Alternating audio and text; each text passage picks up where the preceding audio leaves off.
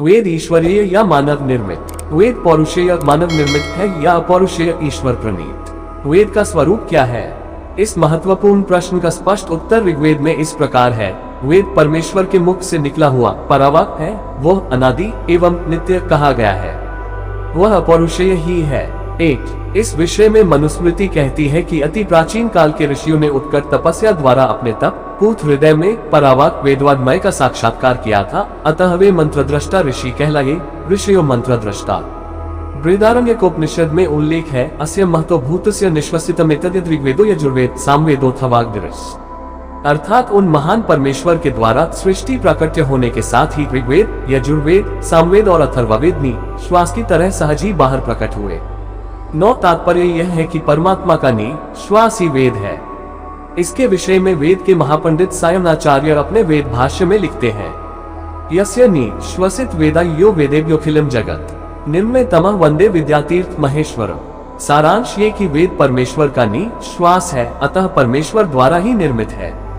वेद से ही समस्त जगत का निर्माण हुआ है, इसलिए वेद को अपौरुषेय कहा गया है। सायणाचार्य के इन विचारों का समर्थन पाश्चात्य वेद विद्वान प्रो.0 विल्सन, प्रो.0 मैक्सिमुलर आदि ने अपने पुस्तकों में किया है। प्रो.0 विल्सन लिखते हैं कि सायणाचार्य का वेद विषय ज्ञान अति विशाल और अति गहन है, जिसकी समकक्षता का दावा कोई भी यूरोपीय विद्वान नहीं कर सकता। प्रो.0 मैक्सिमुलर लिखते हैं कि यदि मुझे सायणाचार्य रहित बृहद वेद भाष्य पढ़ने को नहीं मिलता तो मैं वेदार्थों के दुर्भेद्य किला में प्रवेश ही नहीं पा सका होता। इसी प्रकार पाश्चात्य वेद विद्वान वेबर, बेनफी, राथ, ब्राह्मसन, लुडविग, ग्रिफिथ, कीथ तथा विंटनिट्स आदि ने सायणाचार्य के वेद विचारों का ही प्रतिपादन किया है। निरुक्तकार यास्काचार्य भाषा शास्त्र के आद्य पंडित माने गए हैं। उन्होंने अपने महाग्रंथ वेद भाष्य में स्पष्ट लिखा है कि वेद अनादि, नित्य एवं अपौरुषेय ईश्वर प्रणीत की है। उनका कहना है कि वेद का अर्थ समझे बिना केवल वेद पाठ करना पशु की तरह पीठ पर बोझा ढोना ही है, क्योंकि अर्थ ज्ञान रहित शब्द मंत्र प्रकाश ज्ञान नहीं दे सकता।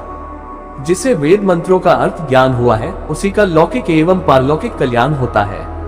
ऐसे वेदार्थ ज्ञान का मार्गदर्शक निरुक्त है। जर्मनी के वेद विद्वान प्रो.0 मैक्सिमुलर कहते हैं कि विश्व का प्राचीनतम वाड्मय वेद ही है, जो दैविक एवं आध्यात्मिक विचारों को काव्यमय भाषा में अद्भुत रीति से प्रकट करने वाला कल्याण प्रदायक है। वेद परावाक है। नी संदेह परमेश्वर ने ही परावाक वेदवाणी का निर्माण किया है, ऐसा महाभारत में स्पष्ट कहा गया है। अनादि निधना विद्या वागुत्सृष्टा स्वयं हुआ। 10 अर्थात जिसमें से सर्वजगत उत्पन्न हुआ, ऐसी अनादि वेद विद्यारूप दिव्य वाणी का निर्माण जगन निर्माता ने सर्वप्रथम किया। ऋषि वेद मंत्रों के कर्ता नहीं अपितु दृष्टा ही थे, ऋषियों मंत्र दृष्टा।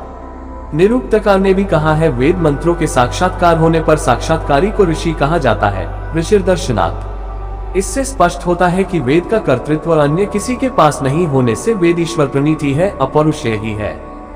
भारतीय दर्शन शास्त्र के मतानुसार शब्द को नित्य कहा गया है। वेद ने शब्द को नित्य माना है, अतः वेद अपौरुषेय है, ये निश्चित होता है। निरुक्तकार कहते हैं कि नियतानुपूर्व्या नियतवाचो युक्तय, अर्थात शब्द नित्य है, उसका अनुक्रम नित्य है और उसकी उच्चारण पद्धति भी नित्य है, इसलिए वेद के अर्थ नित्य है। ऐसी वेदवाणी का निर्माण स्वयं परमेश्वर ने ही किया है। शब्द की 4 अवस्थाएं मानी गई हैं। यजुर्वेद का आवरण पृष्ठ 1 परा, 2 पश्यन्ति, 3 मध्यमा और 4 वैखरी।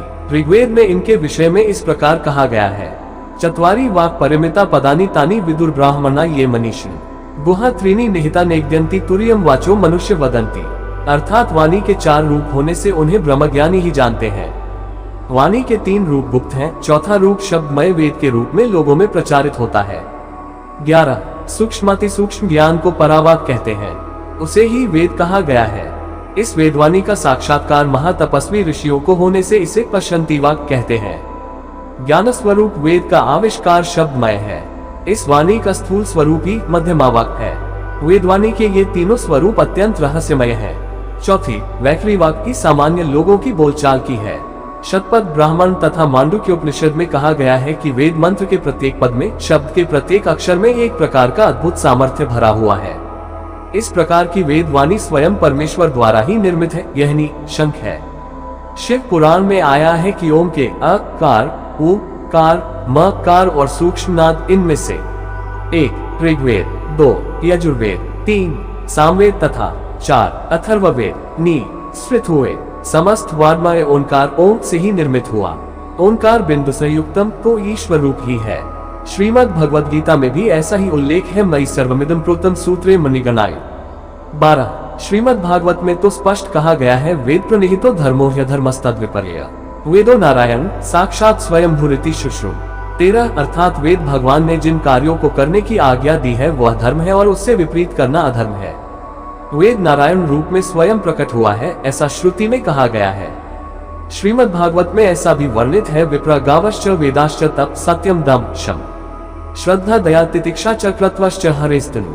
14 अर्थात वेदज्ञ सदाचारी भी, ब्राह्मण, दुधारू गाय, वेद, तप, सत्य, दम, शम, श्रद्धा, दया, सहनशीलता और यज्ञ ये श्रीहरि परमेश्वर के स्वरूप हैं। मनुस्मृति वेद को धर्म का मूल बताते हुए कहती है, वेदोखिलो धर्ममूलम स्मृतिशीले च तद्वेदाम आचारश्च साधुनामात्मस्तुष्टिरेव च। 15 अर्थात समग्र वेद एवं वेदज्ञ मनु, पराशर, याज्ञवल्क्य आदि की स्मृति, शील, आचार, साधु, धार्मिक के आत्मा का संतोष ये सभी धर्मों के मूल हैं। याज्ञवल्क्य स्मृति में भी कहा गया है, श्रुति स्मृति सदाचार स्वस्य च प्रियमात्मन सम्यक् संकल्पज कामो धर्ममूलमिदं स्मृतम्। 16 अर्थात श्रुति स्मृति सत्पुरुषों का आचार, अपने आत्मा की प्रीति और उत्तम संकल्प से हुआ धर्माविरुद्ध काम ये 5 धर्म के मूल हैं। इसीलिए भारतीय संस्कृति में वेद सर्वश्रेष्ठ स्थान पर है। वेद का प्रामाण्य त्रिकाला बाधित है।